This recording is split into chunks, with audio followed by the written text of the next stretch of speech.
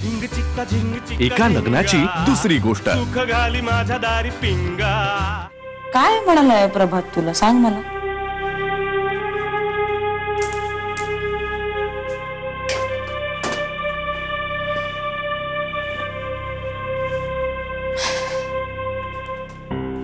मला तुझा कंटाळा आलाय असं म्हणाला.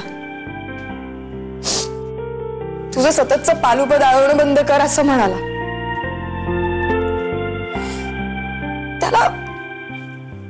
त्याला वेळच नाहीये माझ्यासाठी. तो खरंच खूप बिझी आहे ग. खूप कामात आहे आणि मला काहीच प्रॉब्लेम नाहीये अगं. पण हे सगळं तो माझ्याशी नीट बोलून सुद्धा सांगू शकला असता ना. इतकं असं बोलायची काहीच गरज नव्हती ना रूडली. मला असं वाटलं ना की आता सगळं संपलंय. म्हणजे माझ्याशी इतक्या प्रेमाने बोलणारा, मला असं फुलाच्या वगैरे नावाने हाक मारणारा प्रभात असं वागू शकत नाही ना. म्हणजे काहीतरी चुकलंय. काय माहितीये ना, चूक माझीच आहे. कारण मी खूप अपेक्षा ठेवते.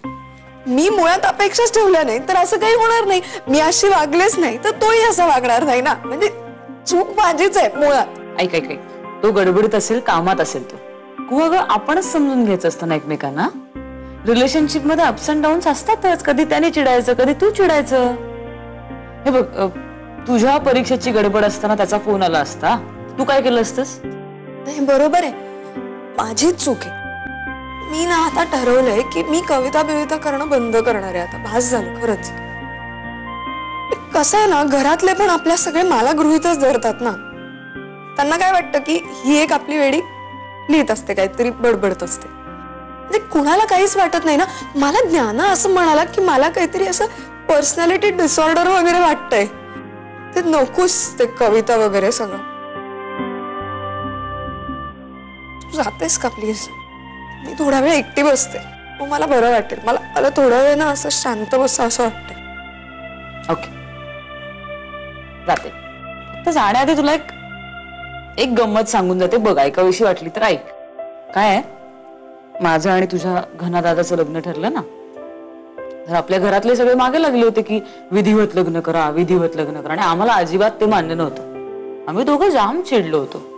मग एक दिवस घनश्याम म्हणाला की आपण पळून जाऊन लग्न करूया. हो, मी म्हणलं हो चालेल, मी तयार आहे. एके दिवशी सकाळी आम्ही घरातनं निघालो. आपल्या घरात कुणाला अजून माहित नाहीये, फक्त तुला सांगते मी. एके दिवशी आम्ही घरातनं निघालो, रिक्षात बसलो, अर्ध्या वाटेपर्यंत गेलो आणि मग आम्हाला रिअलाइज झालं की आपण जर असे पळून गेलो तर आपल्या घरच्यांचं काय होईल. म्हणजे त्यांनी आपल्याला एवढं लहानाचं मोठं केलं, आपले त्रास सहन केले, आपली काळजी केली. त्यांना काय वाटेल?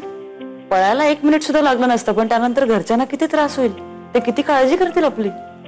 त्या क्षणी आम्ही आमचं पळून जाणं कॅन्सल केलं. तुला माहितीये, तू काहीतरी वळा जाणार वगैरे म्हणालीस ना. आपल्या घरातली सगळी माणसं तुझी काळजी करत बाहेर उभी आहेत. तुला माहितीये? हो हो.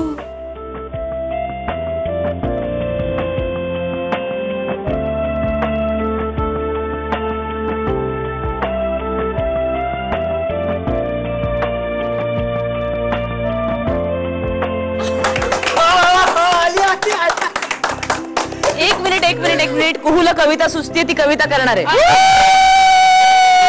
सांगून आले बाळा. काय ग, आम्ही चिडवतो म्हणून रुसलीस का आमच्यावर? गंमत करतो का आम्ही तुझी?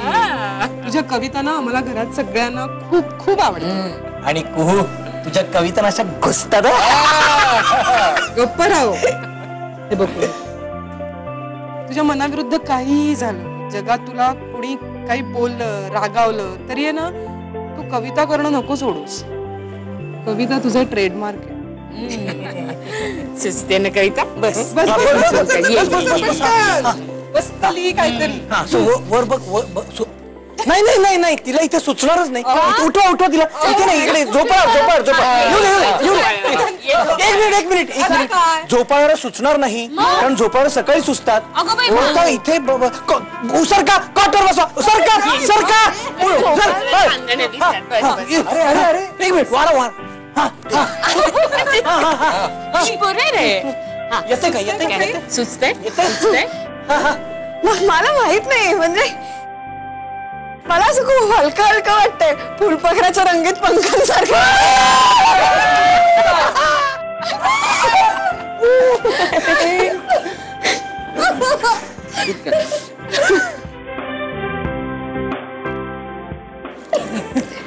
राधा वहिनी माई बोलावतात. आले आले. चल चल बस अगं बस बस परत अजर कविता माझ्या स्वयंपाकावर चल. अगं बाई मसाले आणि फोडण्या संसाराचं गुपित. मसाले आणि फोडण्या संसाराचं गुपित. उगीच नाही दिगा काका तुला एवढा भीत.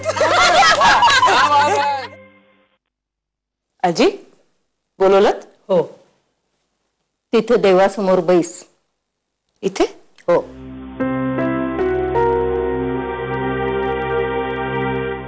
आणि सांग देवा शपथ खरं सांगेन खोटं सांगणार नाही.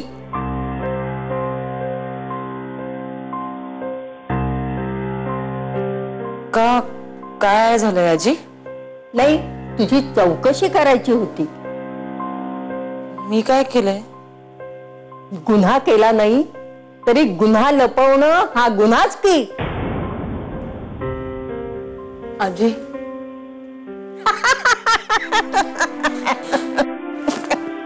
अगं किती घाबरतेस.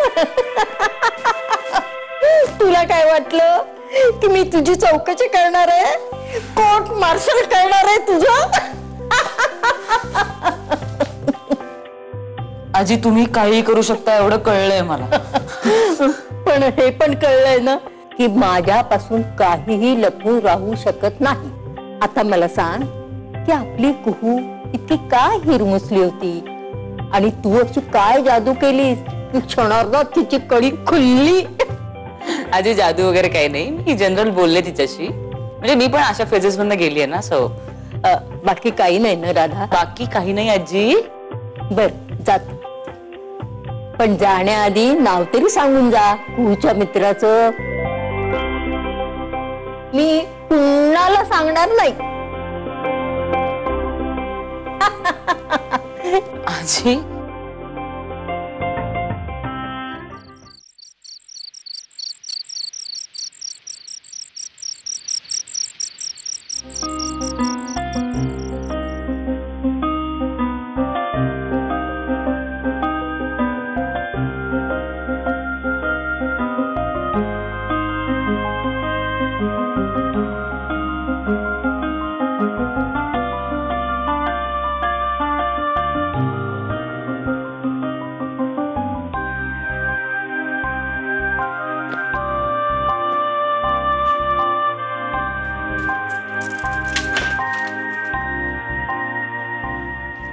काय ग? आजचा दिवस मी इथे तुझ्याजवळ झोपले तर चालेल का? मला ना एकटीला झोप येत नाहीये. असं उदास उदास वाटतंय. ओ ठीक आहे काही प्रॉब्लेम नाही.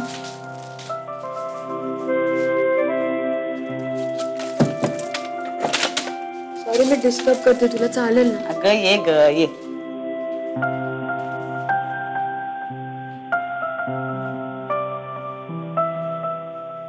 तुला ही उशी पुरणार आहे काय?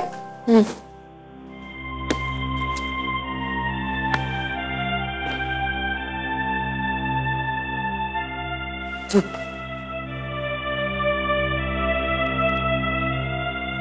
काय ग कुहू सुचली की नाही एखादी नवीन कविता तुला?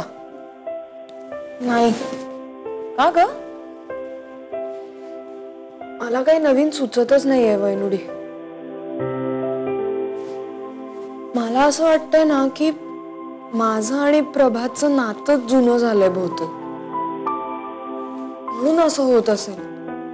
खरंच असं नसतं ग कुहू. उलट असं म्हणतात की नातं जितकं जुनं होतं ना तितकं ते जास्त परिपक्व आणि खोल होत जातं. म्हणजे आपल्या आई बाबांचं बघ ना, आई बाबा आता केरळला गेले ते ट्रिपला, किती मजा करून आलेत तिकडे. ते त्यांचा तो टायटॅनिकच्या पोज मधला फोटो आठव, त्यातली गंमत सोड. पण मला असं वाटतं की आई बाबा आधी जेवढे रोमॅन्टिक असतील ना त्यापेक्षा आता जास्त रोमॅन्टिक झाले. हे कशामुळे होत असेल माहितीये का तुला? मला असं वाटतं दोन माणसं एकमेकांना खूप जास्त ओळखायला लागली ना की ती खूप जास्त जवळ येतात. हा, मला वाटतं सगळ्यांचं असंच होत असेल. मला आठवतं मी लहान असताना माझे पप्पा त्यांच्या ऑफिसमध्ये काही चिडचिड झालं की घरी यायचे. मला काहीच कळायचं नाही कारण माझ्या इथे खूप छानच वागायचे. पण त्या दिवशी नेमकं आई पप्पांच्या आवडीचा काहीतरी गोड पदार्थ करायची. नंतर नंतर मला कळत गेलं की ज्या दिवशी पप्पांच्या आवडीचा गोड पदार्थ घरी होतो त्या दिवशी त्यांच्या ऑफिसमध्ये त्यांचं भांडण झालेलं असतं. म्हणजे पप्पा बोलायचे नाही तर आईला आपोआप कळायचं. कसं कळायचं माहित नाही. अगं पण त्यांचं लग्न झालेलं होतं ना, ते एकत्र राहत होते 24 तास. आमचं तसं काहीच नाहीये. म्हणून मग मला आता वाटतंय की आमच्यातलं बॉन्डिंगच संपलंय बहुतेक. हो, तुला आता अचानक फोन आला आणि तुला कळलं की प्रभातला फ्रॅक्चर झालंय. काहीतरी काय बोलतेस तू? असं कसं व्हायला ग? काहीतरी बोल नको. किती घाबरलीस तू कू? आणि तुला काय वाटतंय बॉन्डिंग कमी झालंय? असं काही झालेलं नाहीये. तुम्ही नीट बोलला नाहीयेत, भेटला नाहीयेत ना म्हणून असं होतंय. हो हो, अगं आता सुरुवात आहे तुमच्या नात्याची. जुनं बिनं काही नाही झालंय नातं. नाही ना. हळूहळू कळेल तुम्हाला, आपोआप अंदाज येईल एकमेकांचा. हो की खरंच ग? हा, अगं करेक्ट आहे. हे असंच झालं असेल. येस, तुला पण असंच होत आहे ना? मला हा, चल, मला का असं होईल? मला नाही होते असं. आय मीन माहित नाही. म्हणजे बघ ना, मी आणि प्रभात आम्ही एकमेकांना एखाद 2 दिवस भेटलो नाही, नीट बोललो नाही, तर माझी इतकी चिडचिड झाली. माझा अख्खा दिवस खराब गेला. तू तर दादाला इतक्या दिवसात भेटलेली नाहीयेस. तुझा मिस करत असशील ना दादाला?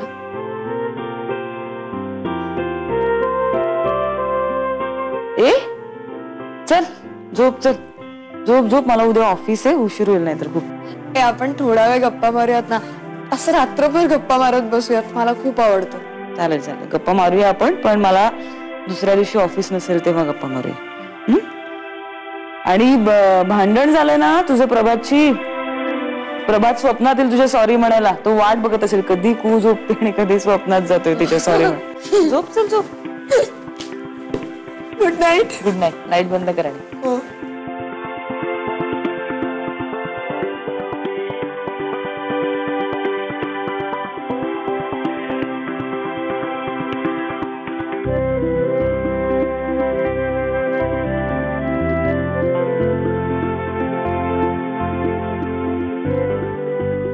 Good night. हो, गुड नाईट.